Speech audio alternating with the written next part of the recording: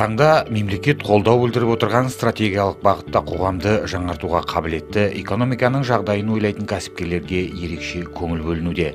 Шағын және орта бизнес халықтың әл-ауқатын арттырып, қосымша жұмыс орындарының ашылуына, жалақының уақытында төленіп отыруына септігін тигізетіні сөзсіз.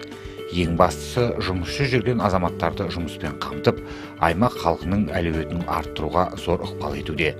Солардың бірі бүгінгі хабарымыздың кейіпкері жеке кәсіпкер Мейрамбай Бекжанов. Еңбектің наны тәтті. Адал кәсіп алынбайтын қамалға да жол ашады. Бұған мемлекеттік бағдарламалар да оң әсерін етіп отыр. Таңға нәсіп тәңірден, таң атқаннан кеш батқанға дейін тырбанып тіршілік еткенге мемлекеттен қолдау бар. Егін салып, мал бағып, өндірісті қолға алған, ата кәсіптің бірін ағаштан түйін түйуді алға сүйрегендер айналасындағы ағайын туысында жұмысқа тартқан. Мемлекетке салық төлеп те отыр. Кіріспен шығынды есептеп, таза пайданы таразыға салудың сырын меңгерген кәсіпкердің бірі де сол Мейрамбай Бекжанов. Ол бұған дейін әртүрліктің басын бір шалып, бірталай уақыт ізденісте жүрді. Қазір ол жиһаз жасаумен айналысады. Статистика бойынша еліміздегі жиһаз саласындағы сатылымдардың 70%-ын импорт иеленсе, жергілікті кәсіпкерлердің үлесі 30% құрап отыр. Оған не себеп? Сонау ескі дәуірлерден бастап қазақ шеберлері киіз үйге қажетті жиһаздарды жұрттан тасымай-ақ жасаған жоқ па еді? Әлде қазір қолының икемі бар шеберлер таусылып қалғаны ма деп таңырқайсың. Өйткені қаламыздағы осы бизнес түрін кәсіп еткен салондар мен сауда үйлерінің төрінде көршілес Ресей, Беларусь, Украина, одан қалды Ту, Италия, Араб әмірліктерінен әкелінген жиһаздар ойып орын алған. Бағаларды кез келгеннің қалтасы көтермейтін шамада. Ал сонда қазақстандық өнім қайда деп қайран қаласың. Отандық өнім жоқ емес, бар. Құны да шетелдік жиһаздардан төмен. Ал сапасына келер болсақ, сол итальяндықтардан кем емес. Тіпті кей кездері артық деуге болады. Жалпы білгіштердің пайымдауынша елімізде осы кәсіптің кенже қалуына шикізаттың, қосалқы құрал жабдықтар мен фурнитураның тапшылығы себеп көрінеді. Ендеше сол олқылық неге түземеске деген заңды сұрақ туындайды. Тарихқа үңілер болсақ, киіз үйге қажетті жиһаздың бізде түрі болған. Бірнешеуіне тоқталып өтелік, артық бола қоймас. Мәселен, бұрынғының ағаштан түйін түйген шеберлері сандық, кебеже, әбдіре, ағаш төсектің түрін жасағаны дәлелді қажет етпейді. Бүгінгі хабарымыздың кейіпкері де осы ата дәстүрді жалғастыруға бет бұрып, бел байлаған қарапайым қазақ баласы Мейрамбай Бекжанов.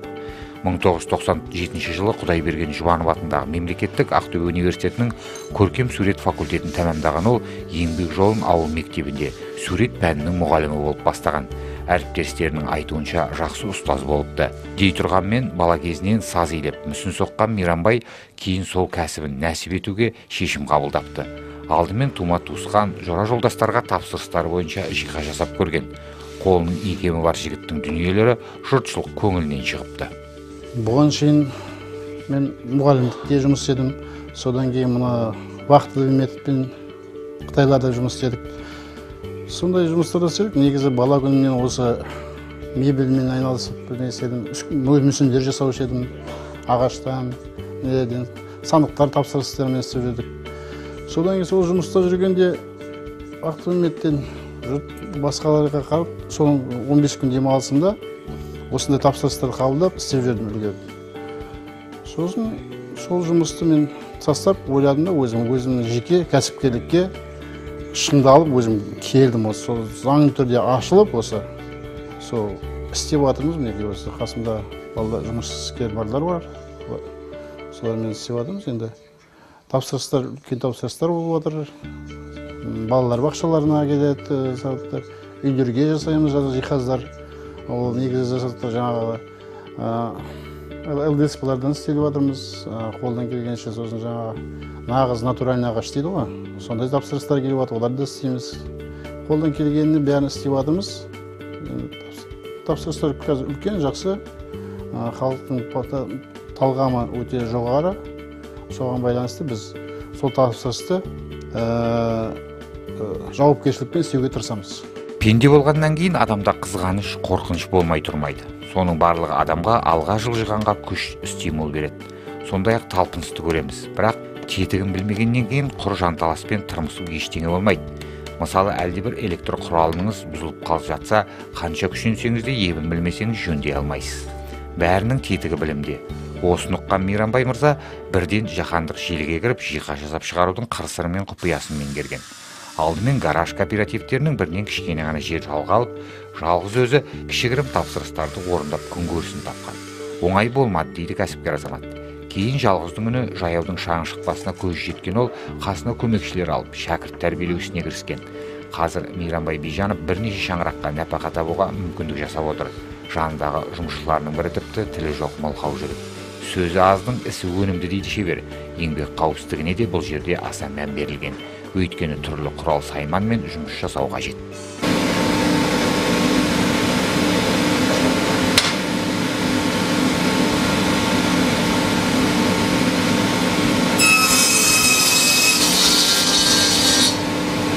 Бүгінде Мейрамбай Бигжанов қалыптасқан жеке кәсіпкерлер санатында. Ал жеке кәсіпкерлік дегеніміз не? Жеке кәсіпкерлік дегеніміз заңды тұлға жасамай және заңды тұлғаның қатысуынсыз жеке кәсіпкерлікпен айналысатын жеке тұлға. Жеке кәсіпкерліктің түрлеріне дербес кәсіпкерлік және біріккен кәсіпкерлік жатады. Дербес кәсіпкерлік иелігіндегі мүлікке құқы бар бір азаматпен жасалады. Сонымен қатар мүлікті пайдалану мен билеудің басқа құқықтары бар. Біріккен кәсіпкерлік жалпылық иелігіндегі мүлік құқықтарына ие бірнеше азаматтың бірлесуінен құралады. Сонымен қатар мүлікті бірігіп пайдалану және бірігіп билеу құқына ие азаматтар. Жеке кәсіпкерлік мүліктің жауапкершілік негізінде құрылады. Жеке кәсіпкерлік заңды тұлғаға қарағанда салықты аз мөлшерде төлейді. Ол өзі үшін және қатысушылар үшін жинақтық зейнетақы қорына төлем төлеп тұруы тиіс. Салық мөлшері кәсіпкер жұмыс істейтін салық режимімен анықталады. Патент негізінде құрылған қызметте кәсіпкер кірісі 3% табысқа негізделеді. Жеңілдік декларациясы негізіндегі кәсіпкер кірісі 3-7%-ке дейін оның сомасына байланысты бөлінеді. Жеке кәсіпкердің бухгалтерлік есебі патент пен жеңілдік декларациясын қолданатын болса, заңды тұлғаның бухгалтерлік есебінен жеңіл болып келеді. Патентпен жұмыс кезінде ол мүлде болмайды. Бұл артықшылық жеке кәсіпкердің бухгалтерлік есепті бухгалтер жалдамай-ақ өзі жүргізуіне мүмкіндік береді. Жеңілдік декларациясын қолдану заңды тұлғаға да болады, бірақ көп жағдайда бухгалтер жалдауды қажет етеді. Жеке кәсіпкер заңды тұлғамен қайта құрыла алмайды. Мысалы, жауапкершілігі шектеулі серіктестік бола алмайды. Жеке кәсіпкер ретінде тіркелуге шығын өте аз. Міне Мейрамбай да осылардың қатарынан. Жиһаз жасаудағы басты ұстанымы тапсырыс берушілердің көңілінен шығу және сапалы дүние жасау. Сапасы. Сосын кейбір тапсырыс берушілер біздермен жаңағы ақылдасады, қандай беруге болады. Мысалы, сондай кезде біз өзіміздің, мен мысалы жоғары оқу орнында оқыдым, университетте жаңағы көркем сурет, соның өзі маған пайда болып кетіп отыр қазір. Мысалы, бояуларды көрсету керек, ол кісілерге айтып, мысалы, ақыл береміз, соған байланысты ақылдасамыз, сол тапсырыс орындаймыз. Біз бірінші ақылдасқан кезде эскиз жүзді барып, замер дейміз ғой, сол замерді біріп, қасымдағы шәкірттеріміз сол замер алу дейді, өлшем аламыз. Жаңағы үйдің несіне қараймыз, биіктігіне, аумағына, несіне, сол байланысты мысалға. Соларды мысалға шәкірттерге үйретіп, қолымыздан келген соларды істейміз. Олар да чтобы мен сияқты менің дәрежемде жұмыс істейтіндей болып тапсырса мысалға. Біз кейде үлгере алмай жатамыз бір заказдарды үйге. Мысалы, сол қасымызда бір шәкірт болғаны жақсы да, ол екінші заказды алып, жүргізіп кетеді әрі жұмысты. Біз Мейрамбайдан қазақ жақсы кәсіпкер бола ала ма деп сұраған едік. Ол неге бола алмайды? Біздің өзгелерден қай жеріміз кем деп нақты жауап берді. Сөзінің жаны бар. Неге болмасқа? Беларусь, Ресей жиһазшыларының қолынан шыққан өнімді біздің де жігіттер жасай алатыны хақ. Тек аз да болса мемлекет тарапынан қолдау қажет. Аяғынан нық тұрып кеткен соң атышулы итальяндық жиһаздардың алдын ораймыз дейді кәсіпкер. Қазақ, әрине, қазақ кімнен кем екен? Қазақтың үлкен тарихы үлкен ғой. Мысалға, егер қарап отырсаң, ертедегі мысалға мына ер шығарып отыр, сандықтар, кебеже дейді мысалға. Мысалы, сол тарихи нелерді қазбаларды қазір тауып отыр ғой, солардың қарап отырсаң, қандай нелерін шығарып отыр мысалға. Соның өзін қазақтың өзі шығарған ғой. Соның өзін шығарып, мына киіз үйлер, сол производитель дейді ғой, производство Қазақстан елінде меніңше ойлаймын, үлкен бір производительдер шығады Қазақстан. Бизнесмендер, қазақтар действительно ақша санау білеміз әйтеуір. Ақша санағасын жерде ол тапсырыстарды бұл неде де істеп жатыр. Қазір үлкен көлемде қазақтар жүр ғой, мысалы шетелде де жүр, үлкен қазақ үлкен істерді атқарып. Неге ол қазақтан әдене шығады? Бүгінде отандық шеберлердің өнімі түрік пен орыс тауарларынан артық болмаса кем емес. 2016 жылы Қазақстан 5 миллион доллардың жиһазын сыртқа сатты. Бұл 2014 жылғымен салыстырғанда 4 есеге артық. Ал 2014 жылдан бері жиһаз импорты 2016 жылға дейін 2 есеге азайды. Бұл дегеніңіз Қазақстанда жиһаз өндірісінің кәдімгідей қарқын алып келе жатқанын көрсетеді. Сонымен бірге Қазақстанның өңірлеріндегі ұсталар да Еуразиялық экономикалық одақ елдеріне өз өнімдерін сатып отыр. Біздің жиһаз өндірушілер халықаралық тараптарға сай өнім жасайды. Жайлылық санаты жағынан бірінші сыныпты жиһаздар қазір Еуропада сатылуда. Сонымен қатар олардың өзінше дизайндары да өзгелерден ерекшеленіп тұрады. Бұл сала мамандары берген мәлімет. Ал біздің кейіпкеріміз қазір баяғы тар гараждан кішігірім цехқа ауысқан. Бұл жерді де жалдауға мәжбүр. Жеке ғимарат алуға әзірге мүмкіндік жоқ дейді шебер. Дегенмен тапсырыс ауқымы кеңейе түсуде. Қаладағы аудан орталықтарындағы балалар орталықтарын ыңғайлы әрі қауіпсіз жиһазбен жабдықтауды қолға алған Мейрамбай Бижановтың бүгінде өз тұтынушылары қатары қалыптасқан. Солардың бірі облыс орталығындағы Улыбка балалар демалыс орталығы. Бұл жерде Мейрамбайдың қолынан шыққан жиһаздың түрін көруге болады. Орталық қызметкерлері де, қожайындары да дән риза. Біздің басшыларымыз жиһазға тапсырыс бермес бұрын көп таңдау жасап ойланып толғанады. Өйткені қазір қаламызда жиһаз жасаушылар жеткілікті. Ал солардың арасынан жауапты әрі адал азаматты табу қиынның қиын екені шындық. Және де көпшілігінің білімі жоқ. Әйтеуір орындық немесе стол ғой деп құрастыра салады. Кейін аз уақыт өте сол жиһаздар шашылып жатады. Былайша айтқанда сапасы нашар. Сондықтан нағыз шеберді іздестірген болатынбыз. Жолымыз болды. Мейрамбай ағайды жолықтырдық. Өзі мамандығы бойынша суретші болған соң, оның қолынан нашар дүние шыға қоймас деген тоқтамға келдік. Сол үмітіміз толығымен ақталды. Балаларға ыңғайлы және де бастысы қауіпсіз жиһаздар жасап береді. Сапасында да мін жоқ.